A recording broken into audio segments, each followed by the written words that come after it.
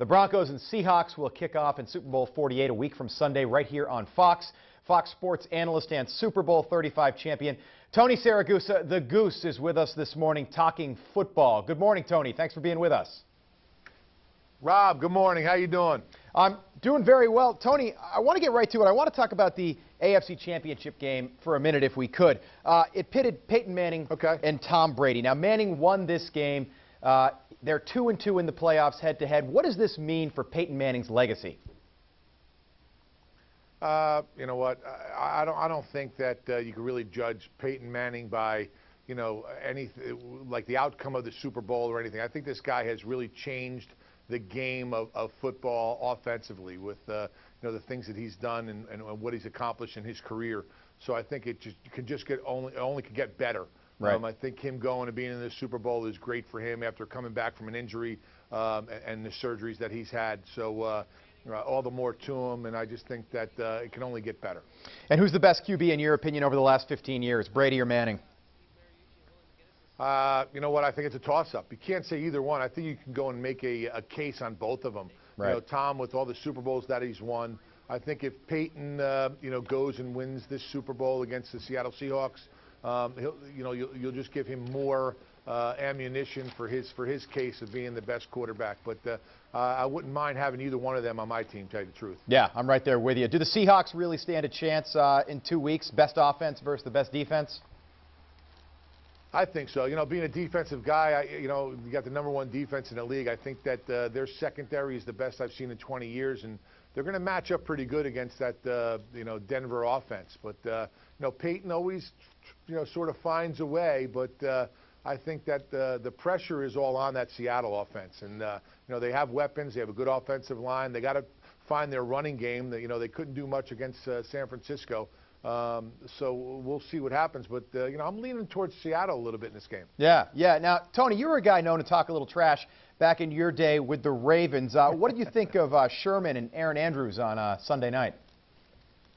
Well, I thought Aaron Andrews was a little nervous there, but I sort of liked it. I like what Sherman did. I like how he came out and he was emotional and he let you know exactly how he was feeling instead of the same old, politically correct, mumbo jumbo that we get every week. I think, he was mad and upset about, people talking crap about him, and he goes and puts his team into the Super Bowl with the last play of the game, and I thought it was a great finish for him, and he just wanted to get something off his chest.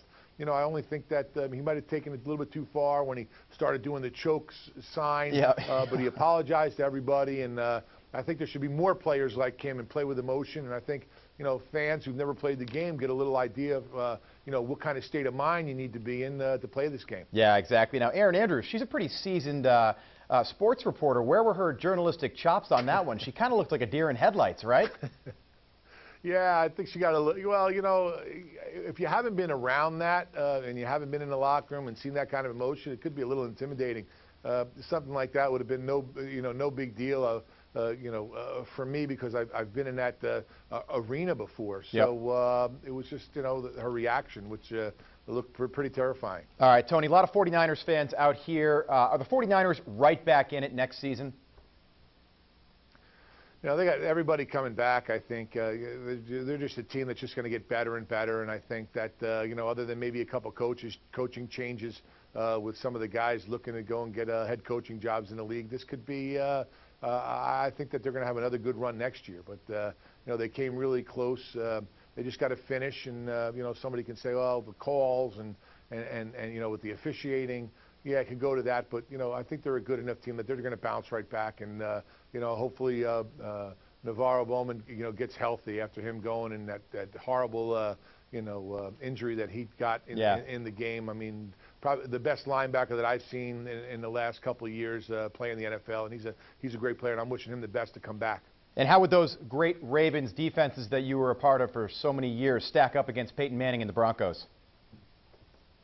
I think we do pretty good. I'm not saying, I think we had a pretty good defense, and we were very basic in what we ran, but I don't think we really had a weakness in any facet of a position on our defensive side. But I think this Super Bowl is going to be really exciting, and I think the whole experience, and for people at home, having the experience of maybe going to a Super Bowl party, yep. There's a couple of things you got to have. Make sure you have a nice, good flat screen with high definition. Make sure you have good food. Food is very important, and we got some hell of a good dips right in front of me. The jalapeno cheddar is my favorite. Yep. Not only as a chip dip, but also to put on a hamburger or a cheesesteak or something. It's a good spread, and everyone's going to judge you by what you actually have and how good the food tastes at your Super Bowl party. So make sure you have that and plenty of spirits also. All right, Tony Siragusa, thanks so much.